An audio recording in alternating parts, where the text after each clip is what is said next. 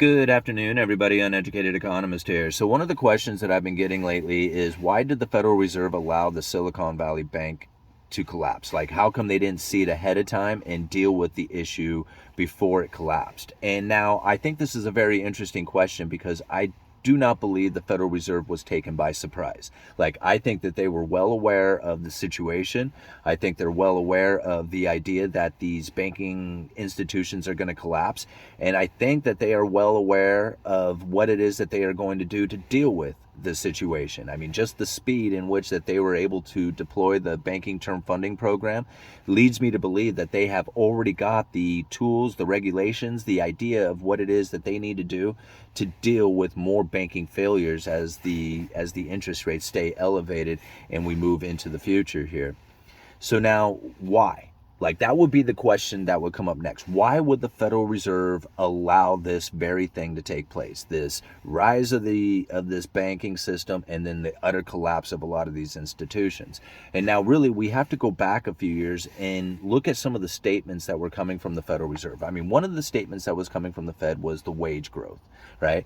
The lower wage earners were falling behind. And the Fed said that they wanted to increase the wages on the lower end. And mainly they were talking about minorities. And now I had brought up the question. I was like, how is it that you intend to do this? Like, how is it that you're going to get the lower wage earners' wages to increase? And, and then specifically, like, how are you going to do it for particular races, right? Because that's another thing that they had brought up. So now here, a few years later, go by after these statements that were coming from the Fed, and we have the pandemic and we have all kinds of issues, and then the special purpose vehicles that were set up. Now, this is something that I've talked about quite a bit on this channel, was the establishment of these special purpose vehicles and what those things had done to the corporations that are out there, including the banking system like Silicon Valley Bank. Now, when the special purpose vehicles were established, the Federal Reserve had one of these called the Corporate Debt Lending Facility.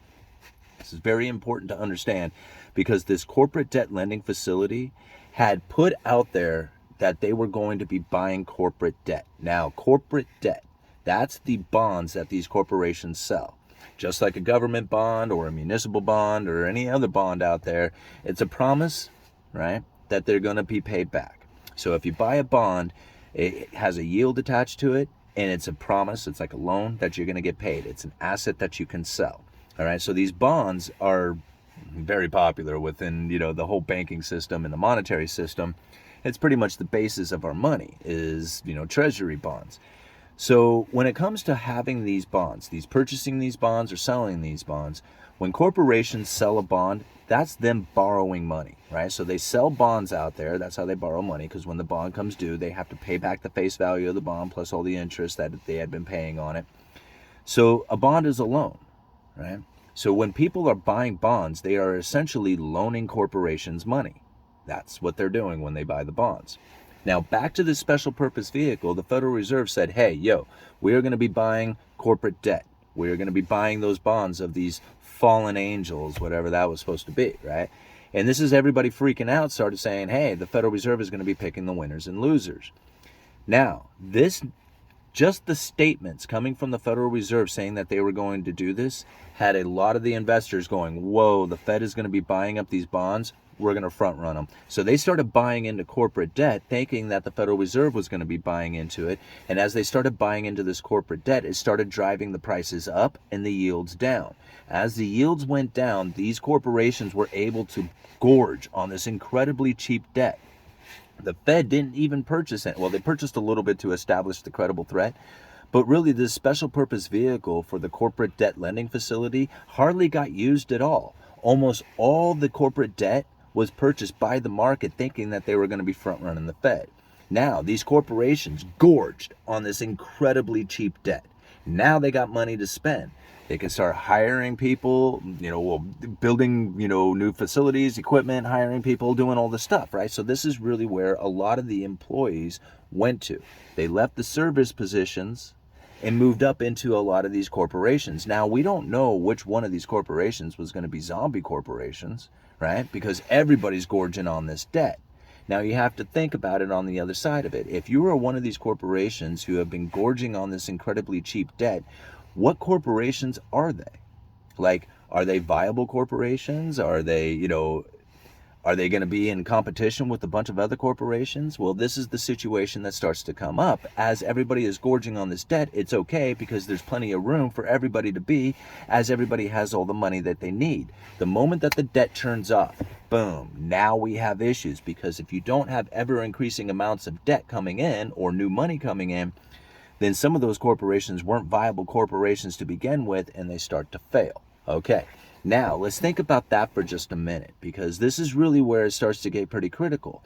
Again, why did the Fed allow this to happen? Well, they didn't really allow it to happen. It's just an economic event. As the idea of investing money out there, right? If you and a bunch of other investors, you guys are venture capitalists, you're going to put money towards something that's going to be making a bunch of, that's going to have a decent return to you, right? But you guys are excited, you and a bunch of investors, to move into a particular direction of innovation, right? So there's a particular technology that you really like. And let's say there's like 5 of these corporations out there who are going to be doing this exact innovation, this technology that you are really interested in investing in, but you don't know which one of these 5 corporations is actually going to do it. So you have to invest in all 5 of them, knowing that 2 of them are going to fail, one of them's going to do all right, one of them's going to do a little bit better, and then one of them's actually going to kill it, right? So not knowing which one of these corporations is going to be the failing ones or the ones that are going to succeed, you invest in all 5 of them. Now, as the tide is rising, everybody's moving up, they're all trying to build a business, they're all doing their thing, and they're starting to rise as far as the capabilities of what it is that they're going to be doing. And then all of a sudden the high interest starts to come in, and the debts are no longer just easy access, and then pretty soon you start having failure taking place, right? Some of these corporations were viable, and then some of them weren't. As the ones start to fail, this is really where places like the Silicon Valley Bank start to find their issues, because a lot of their assets that they hold, now it's not necessarily just a bunch of zombie corporations or something that they're holding U.S. treasuries, they're holding a lot of bonds. When a bank holds assets, they are holding loans, they are holding basically promises to get paid back. The liabilities is all the money that went out. So now when a bank is sitting with a bunch of assets, bonds, right, and a bunch of liabilities, all the money that's out there that is due back to them, this is their balance sheet, right? Assets and liabilities. Now, as the assets begin to rise, right, if you have ever increasing amounts of lower interest rates going into the future, well, that's the yields going down and the prices rising. Well, that bank's balance sheet starts to rise. The assets are worth more, right? Which means that they can put out more loans, put out more, business, whatever it is, they can start to expand because they have, more value in their assets.